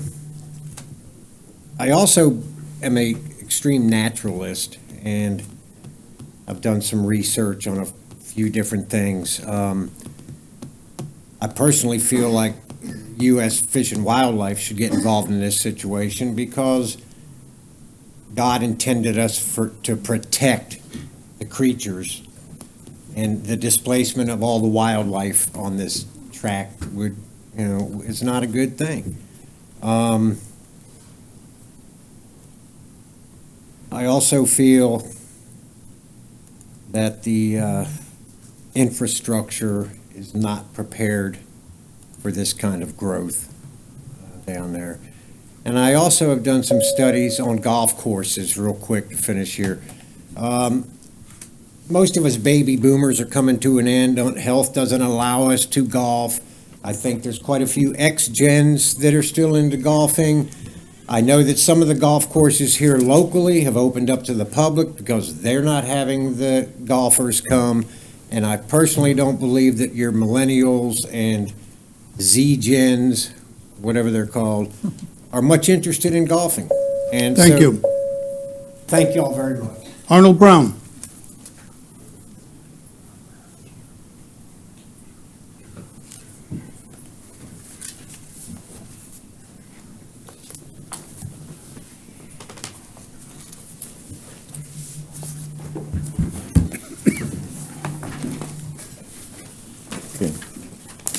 Good evening. Want to thank you for the pledge of allegiance to the flag and the opening prayer. That tells me that God was invited here. His wisdom has been invited here. And I'm sure from time to time, whoever's leading that prayer is asking for God's wisdom, knowledge, and understanding.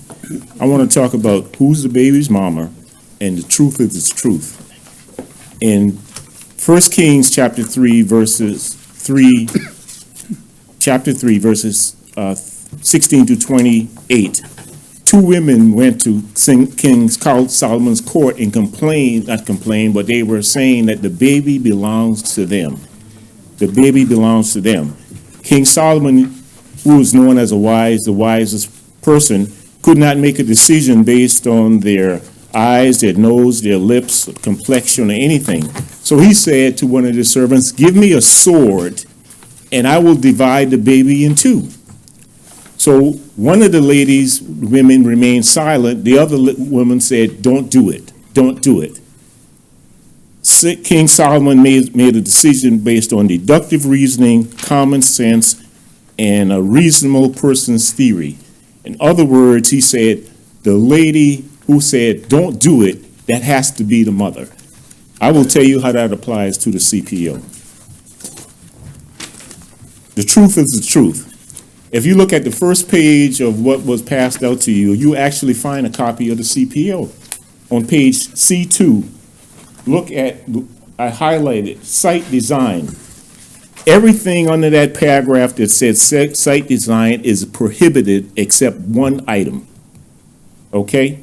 And I highlighted the word prohibited, restrictions, gated community, resorts. On the paragraph 2, it says golf, restricted. And then on the where it says A, does not include ecotourism. So that's allowed. Okay, the misinterpretation of number 3 is where the issue is. And if you notice, paragraph 2 said this use includes. Paragraph 3 also says this use includes also. That means the excluded. So I'm hoping that based on logic, reason, and that this item is not supported. Mr. Tom Bonwell, who is the original author, is here tonight sitting behind me. If anyone is confused as to what he wrote, 21, 23 years ago, maybe he should be talked to. Also, Queen Quet was a part of that team also, so they can tell you don't have to take my word for it, they can tell you what they meant and what that document means. Thank you. Thank you. Walter Gay.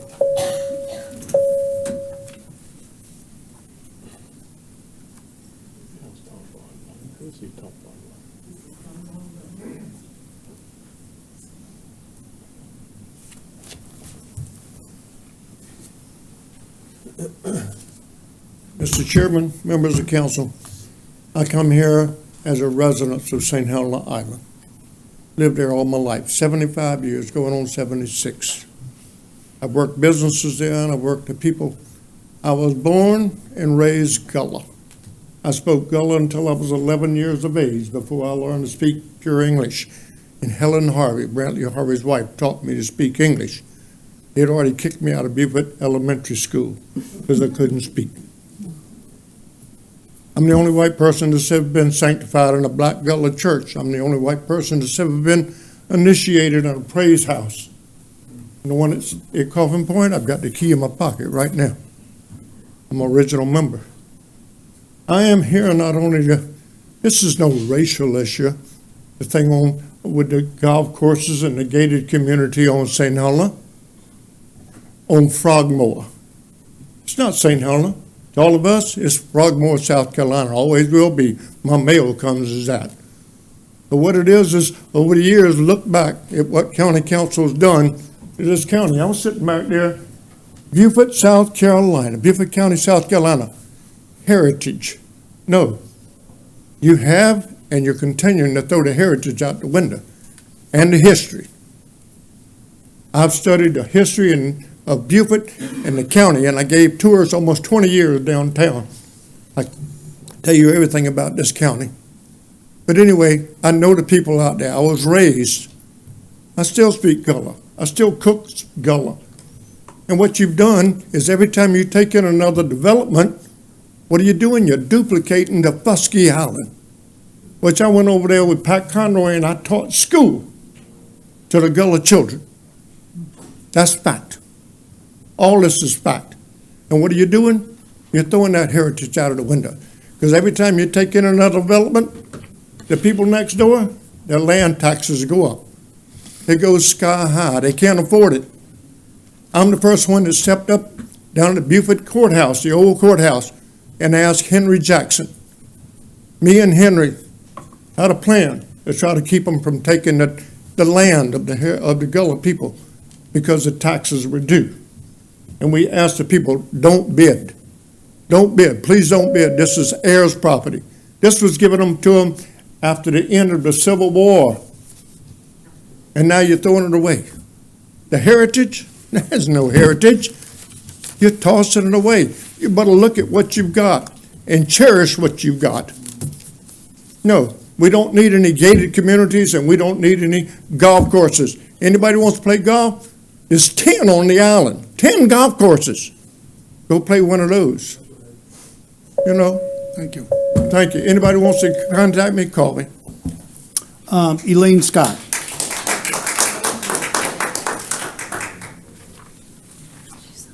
Good evening. I will thank each and every one of you for the call I made to you on Saturday morning.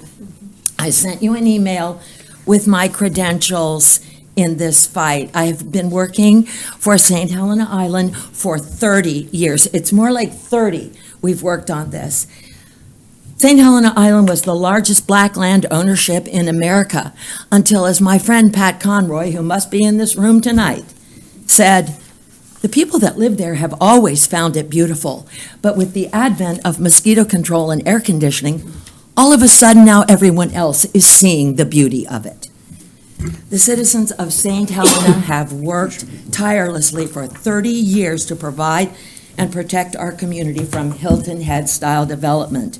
We have spent hundreds of hours in meetings. We have traveled all over this county, and we have never wavered in our commitment to cultural protection. We have given time, resources, and brain power to this endeavor freely. No one who has worked to change our protections has done so for free. They are paid to dismantle our protections. And if for one moment there is any doubt of our intent, consider the 30 years we have invested in our cultural protection overlay. I might also hazard a guess that the gentleman who now owns Pine Island was not even born when we began the work to protect St. Helena Island. They hire attorneys who come in. None of us were attorneys. And they go through our documents, which we have tried to make as clear as possible, for wiggle room and loopholes. We're not going to waver. We are not, so we ask council for your support, for your respect, and dare I say, a round of applause, because we are the kind of citizens that every county would be proud to have. And yet you can call us Beaufortonians. We participate in our governance. We care and we love and we know our home, and we are determined to protect it. Thank you all for your time. Thank you. That ends our citizen comments. Is there any other action to come before county council? Seeing none? Any other member, any other person other than? No. That They was all spoke. Thank you, sir. No further action. We are adjourned. Thank you. Thank you, Mr. Chairman.